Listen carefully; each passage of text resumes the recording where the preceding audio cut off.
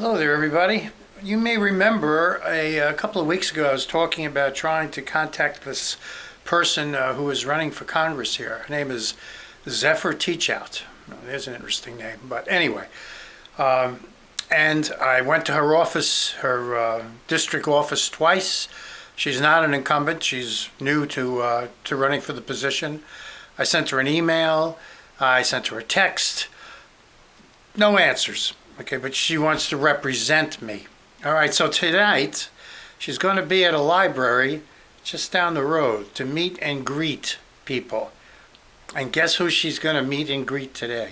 She's going to answer to this and why she didn't get back to me. So let you know how it goes. Maybe I will even do a little bit of videotaping when I get there. All right, have a good one. Stay safe. And what could be more appropriate coming to this meeting than a chemtrail right over the place that she's going to be speaking in the library. So I'm just waiting for their arrival. Browser. I'm a resident of New Paltz. I'm a retired science teacher, physical science, 33 years speaking. I've heard health and safety, air you breathe, but I have not heard any politician anywhere talk about the geoengineering of the sky above you. Every day they are spraying chem sprays. When I stood out here waiting for this meeting, I asked a lady to come out to take a look at one so she could see it. I videotaped it. It's happening all over the world. It's not just happening here. Many of the chemicals that have been reported are aluminum, barium, and strontium. They're ending up in the water system. They're ending up in your blood. They're ending up in the food chain. And nobody's taking a stand about it. It's like there's a gag order. Can you address the issue, please? Would you like me to? Anybody. Oh. You know, I was known as the Green Legislator. I am known as the Green Legislator in Orange County because I'm very much environmentally concerned. And the air actually was, at one point, the major concern. It really was. And remember when we were blowing holes through the ozone? And I know that's not directly talking about the chemtrails that you are, but it was a very, very grave concern. But all of a sudden, what became urgent and has redirected our attention is water. You have to understand, I represent Newburgh. We're poisoning people directly in Newburgh, okay? And we need that stopped. We need it stopped right away. Now, it shouldn't take away from addressing the air problems. But unfortunately, what else did she drop? Is she okay? Yeah. Okay. Unfortunately, the current Senate can't seem to handle more than one problem at a time. And so we are trying to get them, because they're not addressing anything relative to the environment. My opponent has been woefully missing on this whole environmental issue. Chris, may I interrupt you just for a minute? Because Zephyr Teachout comes from a district the size of a small nation, and she has to get elsewhere in her district before it's too late to say hello to people. She wants to go dancing. Yeah, right. Take note that the person that got up to leave, Zephyr Teachout, is the person I have been trying to speak to forever. She is the largest political candidate there, representing more than anybody else. And what did she do? She took off. I guess she's really going to represent me. I don't know if you've approached your senator about it, but I could guarantee if you approached my current senator, you would be poo-poo. Where I will address these things when the time comes. Well, you as a physical science teacher understand the difference between a contrail, which is similar to a car exhaust in the wintertime with seeing a vapor coming out of it that trails the car, and jets that do the same thing, trailing the jet. But a chemtrail doesn't do that.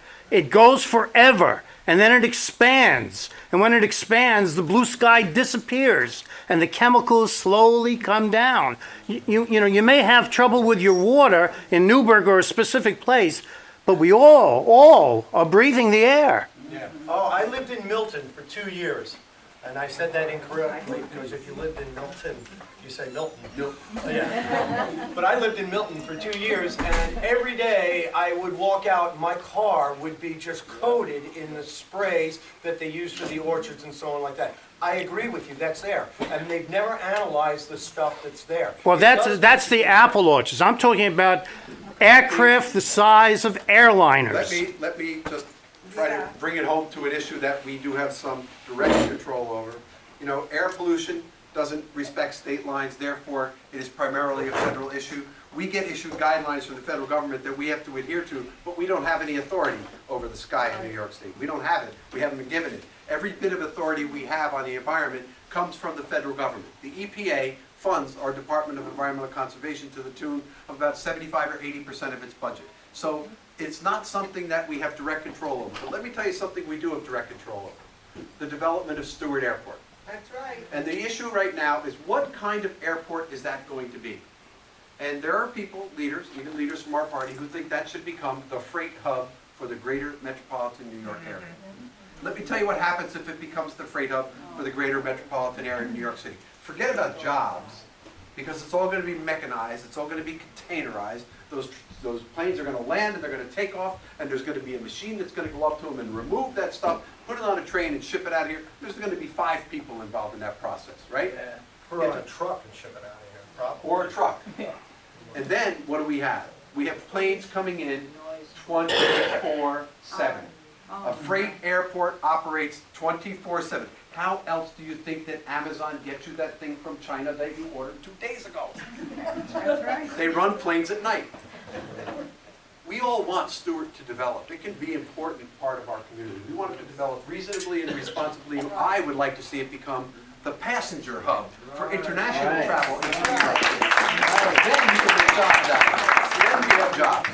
Now, we're going to see more planes into Stewart, and every plane that we see is going to be emitting more of the chemicals that you're concerned with. The No, question I have, you got it wrong. okay, You're talking about exhaust from a jet. Yes. I'm not talking about that. I'm Okay. talking about spraying that's coming out of a jet.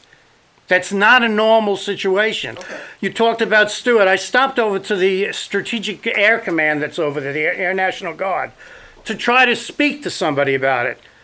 Nobody called me back. I went to the DEC down in New Paltz, and I did get something out of that, where they went to Albany to talk about air quality. So we're talking about different things here. I hear you, and I understand what you're saying. We're going to move on to the Right, questions. and I wanted to say that we are all willing to try to work as hard as we can within our jurisdictions. One thing I won't do, and I'm sure my colleagues won't do, is make you a promise that we can't keep, that says, oh, we can get rid of it. We can look into it, we can study it. That's what I want you to do. I want you to look into We will. it. And we want to go to some other questions right here.